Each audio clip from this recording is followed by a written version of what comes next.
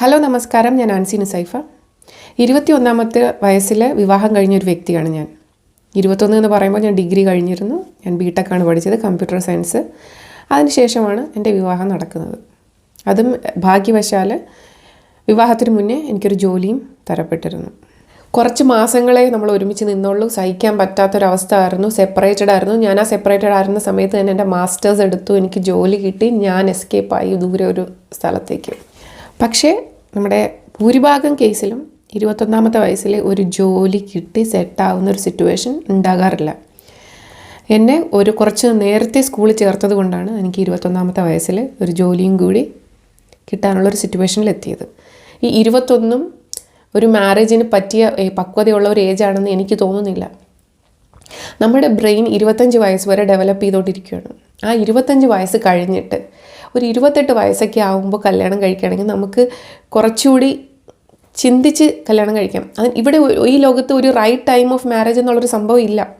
Right time എപ്പോഴെന്ന് വെച്ചാൽ നിങ്ങൾ അതിന് റെഡി ആകുമ്പോൾ. ഒരു ലീഗൽ കോൺട്രാക്റ്റ് മാരേജ് ഒരാളെ കൂടെ ജീവിതകാലം മുഴുവൻ ജീവിക്കാമെന്നുള്ളതും അതിലുണ്ടാകാവുന്ന പ്രശ്നങ്ങളെ നേരിടാനുള്ള പക്വതയും അതുപോലെ കുട്ടികളെ വേണോ വേണ്ടയോ എന്നുള്ള ഡിസൈഡ് ചെയ്യാൻ പറ്റുന്നതും നിങ്ങളുടെ കരിയറിനെ അതിൻ്റെ കൂട്ടത്തിൽ കൊണ്ടുപോകാൻ പറ്റുമോ പറ്റിയില്ലെങ്കിൽ കുഴപ്പമുണ്ടോ എന്നൊക്കെ നിങ്ങൾ അറിഞ്ഞുകൊണ്ട് നിങ്ങളെ എല്ലാ രീതിയിലും സപ്പോർട്ടിനും സ്നേഹിക്കാനും കൂടെ ഉണ്ടാകുന്ന ഒരു പാർട്ട്ണറാണോ എന്നുള്ളതാണ് ഏറ്റവും ഇമ്പോർട്ടൻറ്റ്.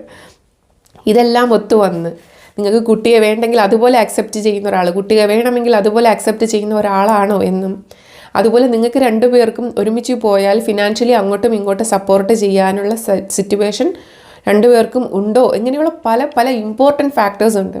ഈ കുടുംബ മഹിമയും അല്ലെങ്കിൽ ഒരേ മതം ഒരേ ജാതി ഇങ്ങനെ കാര്യങ്ങൾ മാത്രം നോക്കാതെ അവരുടെ ഹാബിറ്റ്സ് നിങ്ങൾക്കുമായി ചേർന്ന് പോകാൻ പറ്റുന്നതാണോ, അങ്ങനെയുള്ള കാര്യങ്ങൾ പേഴ്സണലി നിങ്ങൾക്ക് കണക്ട് ചെയ്യാൻ പറ്റുമോ, അങ്ങനെയുള്ള കാര്യങ്ങളൊക്കെയാണ് നോക്കിയിടുന്നത്.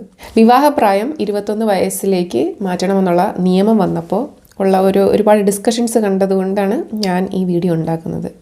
ഇപ്പോൾ ഇന്ത്യൻ സ്ത്രീകളുടെ കാര്യങ്ങൾ എടുക്കുമ്പോൾ നമ്മൾ കേരളത്തെയും ബാക്കിയുള്ള സ്റ്റേറ്റുകളെയും ഒരുപോലെ എടുക്കാൻ പറ്റില്ല. രണ്ടിലെയും സിറ്റുവേഷൻ വളരെ ഡിഫറെൻ്റ് ആണ്. കേരളം വളരെ അഡ്വാൻസ്ഡ് ആണ് പല കാര്യങ്ങളിലും, അതുപോലെയല്ല റെസ്റ്റ് ഓഫ് ഇന്ത്യയുടെ കാര്യങ്ങൾ. നമുക്കെന്നാലും കേരളത്തെ പറ്റി ഇപ്പോൾ സംസാരിക്കാം. ഇപ്പോൾ നല്ല കഴിവുള്ള ഒരു പെൺകുട്ടിയാണ്, നന്നായിട്ട് പഠിക്കാൻ കഴിവുള്ള ഒരു പെൺകുട്ടിയാണെങ്കിൽ 21ാമത്തെ വയസ്സിൽ ഒരു പക്ഷേ അവർക്കൊരു ഡിഗ്രിയൊക്കെ എടുക്കാൻ പറ്റുമായിരിക്കും. എങ്കിൽ തന്നെ ഒരു പ്രൊഫഷണലി സൗണ്ട് ആവുകയോ അല്ലെങ്കിൽ ഫിനാൻഷ്യലി ഇൻഡിപെൻഡൻ്റ് ആകാനോ ഉള്ള ഒരു സാഹചര്യം 21 വയസ്സിൽ ഉണ്ടാകില്ല. അല്ലെങ്കിൽ പിന്നെ 18 വയസ്സ് +2 കഴിഞ്ഞിട്ട് എന്തെങ്കിലും കരിയർ അല്ലാതെ പഠിച്ചിട്ട് അതിൻ്റെ കൂടെ ഡിസ്റ്റൻസ് ആയിട്ട് എന്തെങ്കിലും എഡ്യൂക്കേഷൻ എടുത്തുകൊണ്ടാണെങ്കിൽ ആ ഒരു 3 കൊല്ലം കൊണ്ട് ഒരു പ്രൊഫഷനും പഠിച്ച് ഒരു ഡിഗ്രിയും ഉണ്ടാകാവുന്നൊരു സാഹചര്യമുണ്ട്. അല്ലെങ്കിൽ ചിലപ്പോൾ PSC ടെസ്റ്റ് എഴുതി അങ്ങനെ എന്തെങ്കിലും കിട്ടിയിട്ട് ഡിസ്റ്റൻ്റായി എഡ്യൂക്കേഷനും കണ്ടിന്യൂ ചെയ്യുന്നവരാണെങ്കിൽ അങ്ങനെ ഒരു സാഹചര്യമുണ്ട്. പക്ഷേ നമുക്ക് മാരേജിനെ പറ്റി സംസാരിക്കാം. മാരേജ് എന്ന് പറഞ്ഞു കഴിഞ്ഞാൽ ഒരു ലീഗൽ കോൺട്രാക്റ്റ് ബിറ്റ്വീൻ 2 പീപ്പിളാണ്. ഇപ്പോൾ ഇന്ത്യയുടെ കാര്യത്തിലാണെങ്കിൽ ഓപ്പോസിറ്റ് സെക്സിലുള്ള 2 ആൾക്കാരുടെ തമ്മിലുള്ള ഒരു ലീഗൽ കോൺട്രാക്റ്റാണ് മാരേജ്. അങ്ങനെ വരുമ്പോൾ പക്ഷേ നമ്മുടെ ഇന്ത്യയിലെ എല്ലാവരും ഈ ഒരു ലീഗൽ കോൺട്രാക്റ്റിനെ വളരെ റൊമാൻറ്റിസൈസ് ചെയ്ത് ഇന്നേ വരെ ഒരു ലീഗൽ കോൺട്രാക്റ്റ് വായിക്കാതെ നമ്മൾ സൈൻ ഇടാറുണ്ടോ? ഉണ്ടെന്ന് എനിക്ക് തോന്നുന്നില്ല. പക്ഷേ ഞാൻ ഇന്നേ വരെ കണ്ടിട്ടുള്ള കപ്പിൾസിൽ ഞാൻ പലരോടും ചോദിച്ചിട്ടുണ്ട്, നിങ്ങൾ മാരേജ് കോൺട്രാക്റ്റ് വായിച്ചിട്ടുണ്ടോ എന്ന്. ഇന്നേ വരെ വായിച്ചവരെ കണ്ടിട്ടില്ല. ഒരു റെൻ്റ് അഗ്രിമെൻറ്റ് നമ്മൾ സൈൻ ചെയ്യാൻ നേരം ഒരു 11 മന്തിൻ്റെ ഒരു എഗ്രിമെൻറ്റ് സൈൻ ചെയ്യുമ്പോഴും നമ്മൾ അതിലെ കോൺട്രാക്റ്റ് വായിച്ച് അതിൽ എഗ്രിമെൻ്റ് ഉള്ളത് കൊണ്ടാണ് സൈൻ ഇടുന്നത്. പക്ഷേ എങ്കിലൊരു മാരേജ് കോൺട്രാക്റ്റ് വരുമ്പോൾ ജീവിതകാലം മുഴുവത്തിനുമുള്ള ഒരു കോൺട്രാക്റ്റ് ആണെന്ന് പോലും പലർക്കും അതറിയില്ല. അത് ബ്രേക്ക് ചെയ്താൽ എന്തൊക്കെയാണ് ചെയ്യേണ്ടുന്നത് എന്നുള്ളതൊന്നും അറിയില്ല. അപ്പോൾ അങ്ങനെ ഒരു സമൂഹത്തിലാണ് നമ്മൾ വളരുന്നത്. അപ്പോൾ അതിൻ്റെ മെയിൻ കാരണം ഇത്രയും ചെറിയ പ്രായത്തിൽ തന്നെ ഇവരെ കെട്ടിച്ചു വിടുന്നു, അവർ കെട്ടുന്നു, പാരൻസ് പറയുന്ന പോലെ കേൾക്കുന്നു, മുന്നോട്ട് പോകുന്നു. ഒരു ലീഗൽ കോൺട്രാക്റ്റ് എന്താണെന്നും അതിൽ സൈൻ ചെയ്താലുള്ള പരിണിത ഫലങ്ങൾ എന്താണെന്നും ഒന്നും നമ്മുടെ എഡ്യൂക്കേഷൻ സിസ്റ്റമിലോ ഒന്നിലും പഠിപ്പിക്കുന്നുമില്ല. നമ്മൾ ഒരു മാരേജ് കോൺട്രാക്റ്റ് സൈൻ ചെയ്യുമ്പോൾ ഡിവോഴ്സിൻ്റെ നിയമങ്ങളും നമ്മൾ അതിൽ കൂടി അഗ്രിമെൻ്റ് ചെയ്യുന്നു എന്നുള്ളതാണ് സത്യം. അത് പലർക്കും അറിയില്ല. നിങ്ങളിൽ ആരെങ്കിലും വിവാഹത്തിന് മുന്നേ നിങ്ങളുടെ വിവാഹ കോൺട്രാക്റ്റ് വായിച്ചിട്ടില്ല എങ്കിലും അതൊന്ന് കമൻറ്റിലിടണം. എനിക്ക് കാണണം എത്ര പേര് കോൺട്രാക്റ്റ് വായിച്ചിട്ടുണ്ടെന്നും വായിച്ചിട്ടില്ലാത്തവരായിരിക്കും മൊത്തം എന്നറിയാം. വായിച്ചിട്ടുള്ളവർ ആരെങ്കിലും ഉണ്ടോ എന്നും അറിയാമല്ലോ. 18 വയസ്സായാലും 21 വയസ്സായാലും ഒരു സ്ത്രീയുടെ വിവാഹത്തിൻ്റെ പ്രായം അത് സ്ത്രീയുടെ അവകാശമാണെന്ന് ആ സ്ത്രീ മനസ്സിലാക്കുമ്പോഴാണ് മറ്റ് പല സംസ്ഥാനങ്ങളിലും 10 വയസ്സ് വരെയാണ് സ്കൂളുകളിൽ തന്നെ പെൺകുട്ടികൾ പോകുന്നത്. 10ാം ക്ലാസ് കഴിഞ്ഞാൽ അല്ലെങ്കിൽ പീരിയഡ്സ് വന്നു കഴിഞ്ഞാൽ അവരെ പിന്നെ സ്കൂളിലേക്ക് വിടുന്നില്ല. അവരുടെ എഡ്യൂക്കേഷൻ അവിടെ തീരുവാണ്. അതുപോലെ തന്നെ സ്കൂളിൽ നിന്ന് വിടാനുള്ള സാഹചര്യം, യൂണിഫോം വാങ്ങാനുള്ള പൈസ പോലും ഇല്ലാത്ത ഒരുപാട് ബുദ്ധിമുട്ടുള്ള ഒരു സിറ്റുവേഷനാണ് നമ്മുടെ ഇന്ത്യയിലുള്ളത്. അപ്പോൾ അവരുടെ കേസ് ഇതുമായിട്ട് കമ്പയർ ചെയ്യാൻ പറ്റത്തില്ല.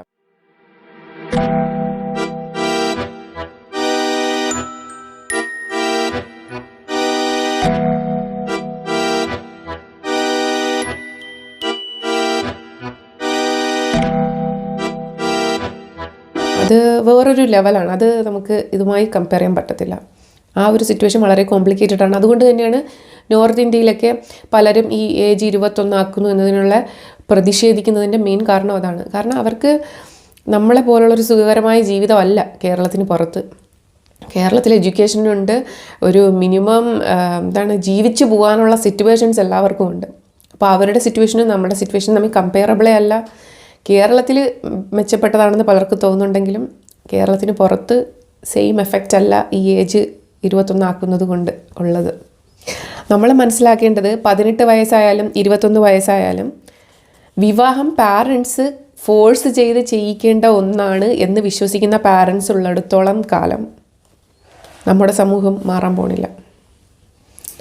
അപ്പോൾ നമ്മൾ പെൺകുട്ടികൾ മനസ്സിലാക്കേണ്ടത് 18 ആയാലും 21 ആയാലും നിങ്ങളുടെ പാർട്ട്ണറിന് ചൂസ് ചെയ്യേണ്ടതും വിവാഹം കഴിക്കണോ വേണ്ടയോ എന്ന് തീരുമാനിക്കേണ്ടതും നിങ്ങളുടെ മൗലിക അവകാശമാണെന്നും അത് വേറൊരാൾ ഫോഴ്സ് ചെയ്ത് ചെയ്യിപ്പിക്കേണ്ടതല്ല എന്നും മനസ്സിലാക്കി അങ്ങനെയുള്ള ഫോഴ്സ് ചെയ്ത് ചെയ്യിപ്പിക്കുന്നു അല്ലെങ്കിൽ ബ്ലാക്ക് മെയിൽ ചെയ്ത് ചെയ്യിപ്പിക്കുന്നു അങ്ങനെയൊക്കെ വരുമ്പോൾ ലീഗൽ സപ്പോർട്ട് നേടാം എന്നും മനസ്സിലാക്കേണ്ടതാണ് നമ്മൾ ചെയ്യേണ്ടത്. ഈ ബ്ലാക്ക് മെയിലിങ്ങും ഫോഴ്സ്ഡ് മാരേജും സ്നേഹത്തിൻ്റെ അല്ലെങ്കിൽ അവരുടെ ജോലി ഒഴിവാക്കുന്നതിൻ്റെ എന്നൊക്കെ പറഞ്ഞ് നിങ്ങൾ കൺവിൻസ് ചെയ്യാൻ നോക്കുമ്പോൾ നിങ്ങൾ ബ്രെയിൻ യൂസ് ചെയ്ത് നിങ്ങൾക്ക് എന്താണ് വേണ്ടുന്നത് എന്ന് ചിന്തിക്കുകയാണ് വേണ്ടത്.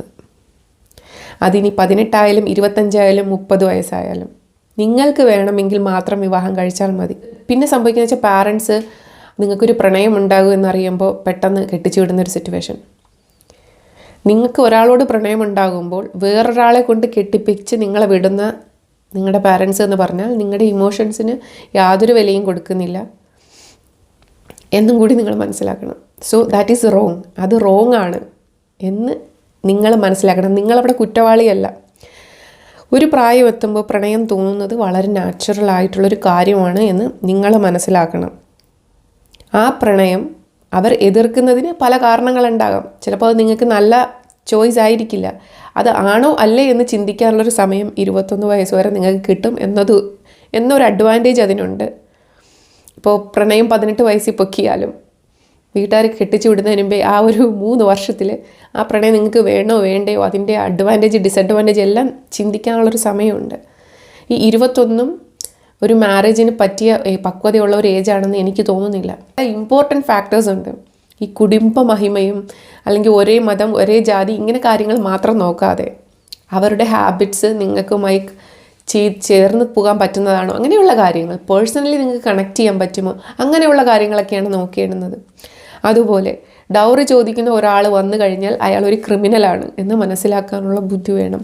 ഡൗറി ഇന്ത്യയിൽ 1960 എന്തായാലും ഒരു 60 കൊല്ലം മുന്നേ ബാൻ ചെയ്ത ഒരു സാധനം ഇപ്പോഴും ഫോളോ ചെയ്യുന്ന ഒരാളാണെങ്കിൽ അയാൾക്ക് നിയമ നടപടികളെ പറ്റി ഒരു വിവരവും ഇല്ലാത്ത ഒരാളാണെന്നും ഡൗറി ചോദിക്കുന്നവനെ ചോദിച്ചു കഴിഞ്ഞാൽ അപ്പം തന്നെ ആ കോൾ റെക്കോർഡ് ചെയ്ത് അല്ലെങ്കിൽ റെക്കോർഡ് ചെയ്ത് പോലീസ് സ്റ്റേഷനിൽ ഏൽപ്പിക്കുകയും കൂടെ ചെയ്ത് കഴിഞ്ഞാലാണ് കറക്റ്റ് ആവുന്നത്.